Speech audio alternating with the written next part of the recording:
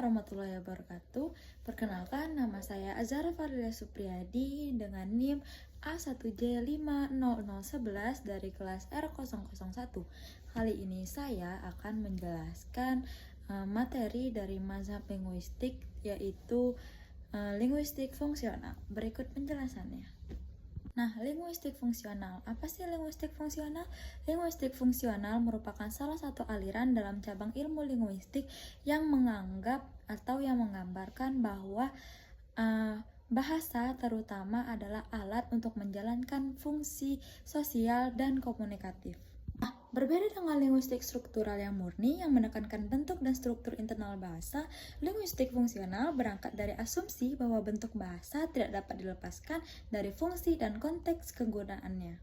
Nah, pemikiran awal linguistik fungsional banyak dipengaruhi oleh Bronislaw Malinowski dan J.R. Firth. Pandangan Malinowski, bahasa tidak hanya berfungsi sebagai simbol, melainkan sebagai bagian dari aktivitas sosial manusia.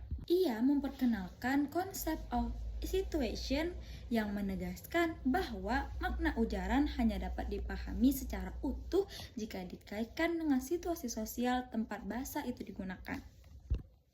Nah, lalu Firth kemudian mengembangkan gagasan ini dengan menekankan bahwa bahasa harus dianalisis berdasarkan fungsi sosialnya dalam interaksi. Selanjutnya, tokoh yang paling berpengaruh dalam mazhab linguistik fungsional adalah M.A.K. Halliday melalui teori linguistik fungsional sistemik atau systemic functional linguistic. Karya-karyanya, Halliday menyatakan bahwa bahasa merupakan sistem pilihan atau system of choice.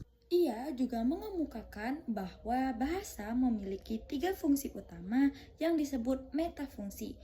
Yang pertama yaitu ada fungsi ideasional, yaitu fungsi bahasa untuk mempresentasikan pengalaman dan realitas. Yang kedua ada fungsi interpersonal, yaitu fungsi bahasa dalam membangun hubungan sosial antara penutur dan mitra tutur.